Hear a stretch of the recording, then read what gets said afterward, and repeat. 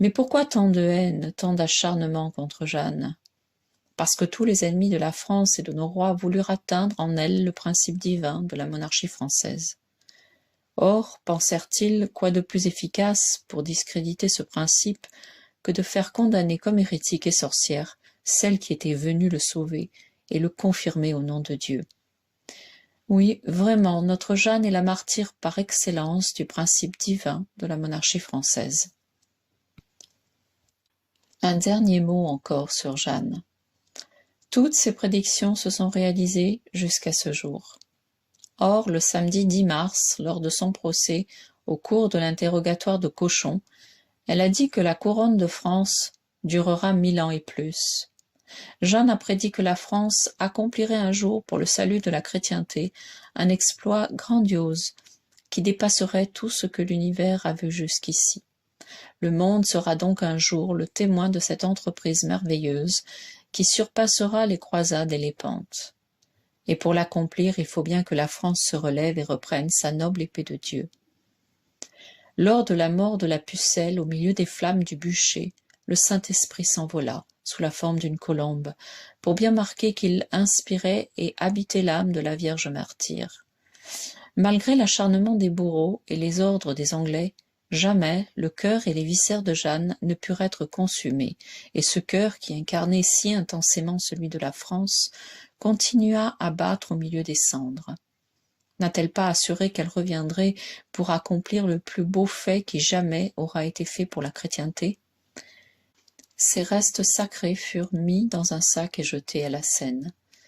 Jeanne d'Arc est unique dans l'histoire universelle. Sa formation fut toute céleste. Nulle héroïne ne peut lui être comparée, elle les dépasse toutes. Sa mission surpasse toutes les autres. Après la Vierge, Mère de Dieu et corédemptrice du genre humain, la pucelle est la créature la plus merveilleuse qui ait jamais paru ici-bas. Que sont-ils devenus? Quel trône occupent-ils donc les fils de ces rois qui régnaient sur le peuple élu de l'Ancien Testament? Saint Rémy va éclairer le mystère. Par égard seulement pour cette race royale de Clovis, qu'avec tous mes frères et coévêques de la Germanie, de la Gaule et de la Neustrie, j'ai choisi délibérément pour régner jusqu'à la fin des temps au sommet de la majesté royale pour l'honneur de la Sainte Église et la défense des humbles, j'ai arrêté ce qui suit. Suivent les malédictions en cas d'infidélité et les bénédictions s'ils persévèrent dans les voies du Seigneur. Et il achève. Que de cette race sortent des rois et des empereurs qui, confirmés dans la vérité et la justice pour le présent et pour l'avenir, suivant la volonté du Seigneur, pour l'extension de la Sainte Église, puissent régner et augmenter tous les jours leur puissance et mériter ainsi de s'asseoir sur le trône de David dans la céleste Jérusalem où ils régneront éternellement avec le Seigneur. C'est la répétition du serment fait par Dieu à David. Pourquoi tant de miracles à l'origine de notre royauté? Pourquoi ces privilèges uniques accordés au seul roi de France, celui de n'être sacré qu'avec une huile sainte apportée spécialement du ciel par le Saint-Esprit lui-même, et cet autre de guérir miraculeusement les écrouelles? Pourquoi ce sacre spécial institué par l'Église pour les seuls rois de France? Pourquoi cette loi salique, dont la raison profonde, essentielle, fondamentale, est que nos rois soient toujours de la même race? Pourquoi tant de miracles au cours de notre histoire, tant d'apparitions du Sacré-Cœur, de sa divine mère et de Saint Michel? Pourquoi la mission de notre Jeanne d'Arc, dont le but essentiel était de maintenir et de sauver le sang royal? Pourquoi la royauté française est-elle la seule qui ait été fondée par le miracle, qui se maintienne par le miracle et se perpétue par le miracle? Pourquoi ce privilège unique?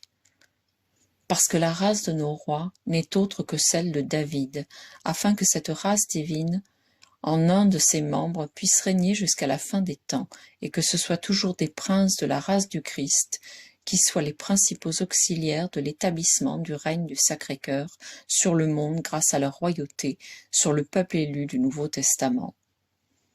De par Dieu, Jeanne d'Arc n'écrivait-elle pas au roi d'Angleterre « Faites raison au roi du ciel de son sang royal ». Nous pouvons donc essayer maintenant de donner une définition de la royauté française. La royauté en France est de choix divin. Dieu l'a instituée pour défendre l'Église et assurer le règne universel du Sacré-Cœur et du Cœur immaculé de Marie. Il la conserve par la loi salique, grâce à laquelle le souverain sort toujours de la même race, celle du Christ, élu par le Seigneur au temps de David et confirmé par saint Rémy et sainte Jeanne d'Arc. Il la gouverne en se réservant de choisir comme roi dans cette race le prince le plus saint et le plus digne de régner, la loi de primogéniture mâle s'appliquant normalement hors le cas d'élection divine. Le souverain est donc roi directement par la grâce de Dieu et non par l'autorité du siège apostolique. À Dieu revient l'élection, à la nation le consentement, au sacerdoce le sacre de l'élu. Nous sommes tentés d'ajouter que les trois branches de nos rois issus de la même race sont comme une image de la Trinité une. C'est la seule explication satisfaisante, mais combien fulgurante, de la mission divine de la France et de notre royauté et de la prédilection du Christ, de la Vierge et de Saint Michel sur nos rois et notre pays. Il n'en est pas de plus belle, de plus pure et de plus glorieuse.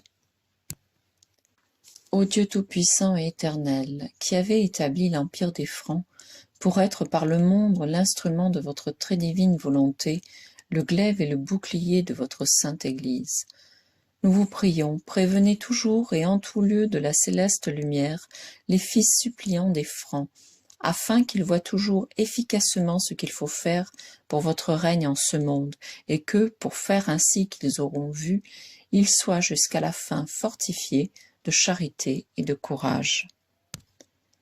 Prions encore pour les rois très chrétiens, afin que notre Dieu et Seigneur fasse que leur soient soumises toutes les nations barbares, pour notre paix perpétuelle. Le texte de la première prière a été modernisé. Nous le donnons dans sa forme actuelle, car il est plus facile à réciter. Prière des Francs. Dieu tout-puissant et éternel, qui pour servir d'instrument à votre divine volonté dans le monde et pour le triomphe et la défense de votre sainte Église, avez établi l'empire des Francs, éclairez toujours et partout leurs fils de vos divines lumières, afin qu'ils voient ce qu'ils doivent faire pour établir votre règne dans le monde, et que, persévérant dans la charité et dans la force, ils réalisent ce qu'ils auront vu devoir faire. Par notre Seigneur Jésus-Christ, Roi de France.